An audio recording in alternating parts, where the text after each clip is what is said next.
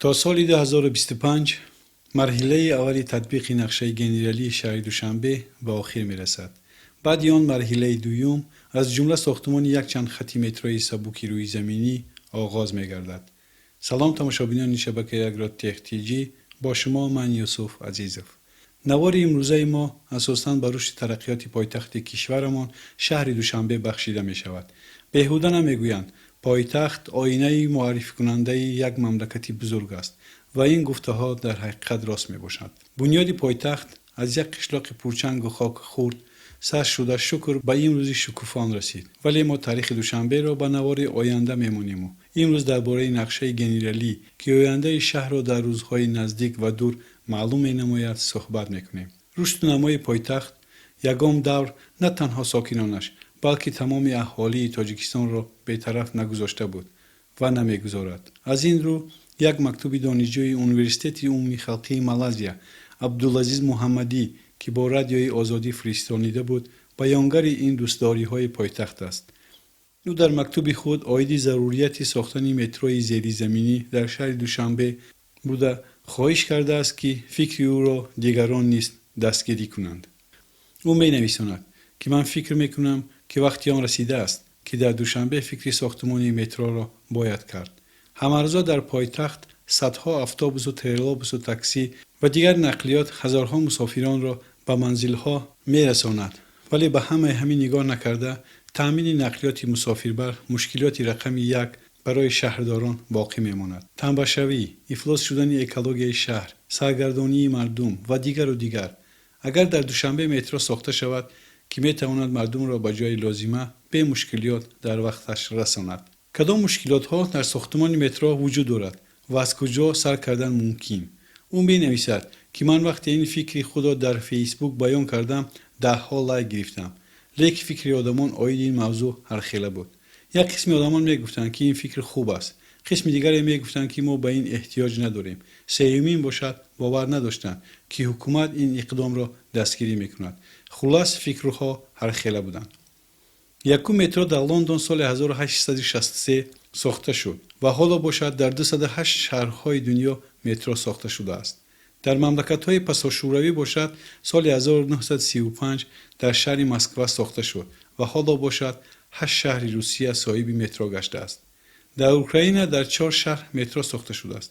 در پایتخت مملکت‌های آذربایجان، ارمنیا، بلاروسیا، گروزیا، قزاقستان و ازبکستان مترو ساخته شده از آن استفاده برده می شود. در آسیا میانه 2 مترو ساخته شده است. یکی در شهر تاشکند در دوران شوروی و دیگری در شهر آلماتا که سال 2011 به استفاده داده شد. عبدالعزیز محمدی در نامه خود میگوید که چرا آلماتا مترو داشته است و ما نه. اگر آلماتا را با دوشنبه قیاس کنیم، اهالی آلماتا اگرچه زیاده از 1.5 میلیون آدم، مساحتش 451 کیلومتر کوادراتی، زیچی اهالیش همگی 3328 آدم در کیلومتر کوادراتی رسایت، دوشنبه باشد اهالیش زیاده از 900,000. مساحتش 2 مرتبه کمتر از مساحت آلماتا به حساب می رود، ولی در برابر این زیچی اهالی 3.5 برابر از اهالی آلماتا زیاد می باشد. در برابر این باز همارزا به دوشنبه از ناحیه‌های وحدت، رودکی، حصار، شهر نو، ترسونزاده هزارها دانشجو، کارگر، سوداگر و مهمانان داخل می شوند و رو می کنند و از تکنیک‌های مسافربر استفاده می کنند. 3 قطار مترویی که در آلماتا ساخته شده است مبلغ 1 میلیارد دلار خراجات شده است و درازیش 68.5 کیلومتر را تشکیل می کند. ولی اگر در دوشنبه 3 قطار مثلا از فرودگاه تا زرافشان، از صدبرگ تا کاروان و از سخاوت تا زرافشان ساخته شود، درازیش همگی 34 کیلومتر را تشکیل می دهد و به حساب میانه 500 میلیون دلار خراجات می شود. متروی آلماتا فقط یک قطارش در یک سال زیاده 6 میلیون مسافر را به منزل‌های خود رسانید. اگر راهگیرا را 1.5 سامانی یعنی 15 سنت حساب کنیم، پس فقط یک قطارش قریب 1.5 میلیون دلار فایده به دست آوردن ممکن به حساب رکلام و اجاره جایهای فروش هر گونه محصولات که تخمینا 5 میلیون را تشکیل می‌دهد. در برابر فایده مبلغ، تیز رسیدن به منزل، تنبشوی نقلیات در راه‌ها و بی‌خطری مسافران را به نظر گرفته باید حتما فکر ساختمان آن را کردن لازم است. عبدالعزیز محمدی، دانشجوی دانشگاه عمومی خلقی مالزیا. راستی خرسندی آور است که وقتی جوانان تاجیک که حتی در وطن هم نیستند ولی هیچ وقت خود را از وطن دور حس نمی کنند و فقط در فکر آبادی وطن خود می باشند. بله راست است. یگان وقت آدم وطن و مادر خود را با خواهش خود انتخاب کردن نمی تواند. برای همین آدمی را باید شکرانه آن را که وطن و مادر دارد یگان لحظه از یاد نبرارد و دائم با آنها در علاقه باشد تا خود فراموش دیگران نگردد. دوشنبه شهر زیبای ما در حقیقت تحت رهبری رئیس شهر دوشنبه رستم امامعلی در یک مدت کوتاه به یک قطار موفقیت‌های نو نظررس نائل گردید و در یک مدت کوتاه سیمای شهر به کلی دیگرگون شد. در شهر بسیار نوآوری‌ها روی کار آمدند و اکثر کارها آنچنان با صورت عملی می‌شوند که بعضی‌ها در حیرت می‌افتند و بی‌خبر هم می‌مانند. در مدت 5-6 ماه در دوشنبه زیاده از 10 باغ گلگشت که حالت اینا آنقدر خوب داشتند پوره از نوسازی شدند و نمود زیبای و زمانوی گرفتند. ساختمان زیاده از 100 میدانچه ورزشی دلخوشی کودکانه نیز در این ردیف نام گرفتن ممکن است. بغیر از این عملی شوی نقشه گنرالی در شهر با صورت دوام دارد. در خیابان‌های مرکزی برای پیاده‌گردان راه‌های هوایی ساخته شده ایستاده است که تا امنیت پیاده‌گردان حفظ کرده شود. غیر از این کپروک‌های شهر و آرایش دادن آنها با تجهیزات نو و زمانوی در مثال کپروک راه آهنی نزد اتحاد استحصالی نساجی تاجیک تکستیل و فرودگاه به اتمام رسید که بسیار زیبا گشتند. علاوه بر آن لاحیه باغ نو حیوانات شهر دوشنبه در شکل سفری در میدان بیش از 18 هکتار در حالت آماده شدن است که در آن امکانیت می شود شخص توسط راه‌های هوایی از منظره‌های باغ دیدن کند. ساختمان راه‌های دورادور یا استکادا در مثال گردش محله 82 به استفاده داده شد. بعد آنکه چنین راه‌ها استکادا در گردش قره‌بالا با استفاده داده می شود. در نقشه گنرالی ساختمان 20 عدد چنین استکادا در نظر است. ساختمان شهرک المپی در محله پیوست‌شوی دریای کافرنیان با دریای دوشنبه نیز به نقشه گنرالی در نظر است. در این مکان ورزشگاه نو جمهوریوی، حوض‌های شناوری، شهرک نو با بیناهای 20 آشیانه ساخته می شود. با مرور زمان بعد عملی شوی مرحله اول نقشه گنرالی خیابان شیرازی به خیابان مرکزی شهر تبدیل می یابد. در محله‌های حیات نوی ناحیه سینا ساختمان شهرک نو زمانوی با بیناهای تا 60 آشیانه در نظر داشته شده است. نظام خدمت‌رسانی ساحه نقلیات نیز راه حل خود را پیدا می کند. در آینده نزدیک با عملی شوی مرحله اول نقشه گنرالی یعنی بعد سال 2025 در شهر اولین متروها نیز به فعالیت آغاز می کنند که نخستینش در نظر است در خیابان قره‌بایوف ساخته شود. برای حرکت مترو در شهر راه‌های هوایی ساخته می شوند. و می رسیم به تکلیف دانشجوی تاجیک عبدالعزیز محمد درباره ساختن متروی زیرزمینی در شهر دوشنبه. عبدالعزیز خواهش کرده است که هر نفر فکر خود را بیان کند و اینک من هم می خواهم در این باره کمی فکر خود را بیان کنم.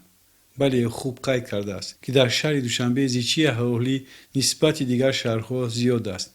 بله در این برابر زیچی امارت‌ها نیز بسیار زیاد جایگیر گشته است و خود تاجیکستان در موقع سیسمولوژی جایگیر است، یعنی در منطقه تیز زمین لرزه‌ها با وجود می‌آیند که تاثیر منفی خود را به این ساختمان یعنی ساختمان متروی زیرزمینی می‌رسانند. باز چنانکه که در بالا ذکر کرده شد ساختمان مترو بسیار کار دشوار و گران ارزش به حساب می‌رود. در برابر این در وقت ساختمان ممکن است بسیار عمارت‌هایی که ساخته شده است باید گرفته یعنی سناس شود که این خود یک ضرر اقتصادی به کشور میباشد. مهلت ساختمان نیز بسیار طولانی است. در وقت ساختمان شهر یگان وقت واریانت ساختن متروی زیرزمینی دیده و نقشه گرفته نشده بود و در وقت ساختن متروی زیرزمینی به بسیار مشکلی‌ها دچار شدن ممکن است که حل آن آسان نبوده مبلغ علاوه‌ای زیاد را طلب کند. از این رو من چی گفتنیم؟ بله مسئله نقلیات مسافرکش شهری بسیار در حالت دشوار قرار دارد. هرچند حکومت شهر هم هر روز راه‌های حل آن را می‌جوید و کوشش‌های زیاد دارد. هر چقدر اتوبوس‌های نو، تریلوبوس‌ها و تاکسی‌های نو به شهر وارد هم شود، باز زیادشوی اهالی و مهمانان از آن زیادتر شده ایستاده است. یگانه راه آلترناتیوی این متروی هوایی میباشد که دیگر همه شهرهای بزرگ و خرد به این نقلیات ارزان و زیبا راه آورده ایستادند. بله متروی هوایی. ساختمان این مترو نسبت متروی زیرزمینی چند مراتب ارزان بوده به حرکت نقلیات یگان مانع ایجاد نمی‌کند. به خاطر از جهت اکولوژی تازه و هم زیبا. خود تصور کنید شما شهر دوشنبه رو از بلندی تماشا کرده ایستاده و کسی و یگام نقلیات خاطر شما رو مشوش نمی کند. ایستگاه‌های زیبا ساخته می شود. در حالت‌های زمین لرزه بی‌خوف می باشد. بسیار شهرهای روسیه اوید ساختن متروی هوایی نیز خواهشمند خود را نشان داده ایستادند. در سوچی باشد 2 سال پیش چندین کیلومتر راههای متروی هوایی به استفاده داده شد که حالا مردم از آن استفاده میبرند.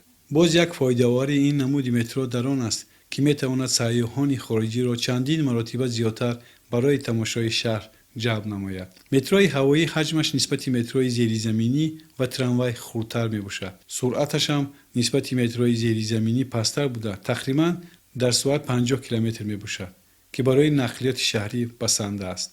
حالا در پایتخت قزاقستان شهر آستانه که آنها از ساختمان متروی زیرزمینی دست کشیدند، شرکت‌های خیتایی متروی هوایی با موافقت ساخته ایستادند. در ساختن متروی هوایی شرکت‌های خیتایی تجربه زیاد و خوب دارند، چون که در خیتای این نوع نقلیات یعنی متروی هوایی نقلیاتی قوله معمول به حساب می‌رود و آنها در مملکت خود نیز با سرعت ساخته ایستادند. جمعیت سهامی راه آهن ازبکستان نیز نقشه ساختمان الکتریشکا را در مرکز شهر تاشکند با مبلغ 422.3 میلیون دلار را بیکار کرده در جای آن متروی هوایی می‌سازد. آمده است در خبر سامانه سپوتنیک ازبکستان.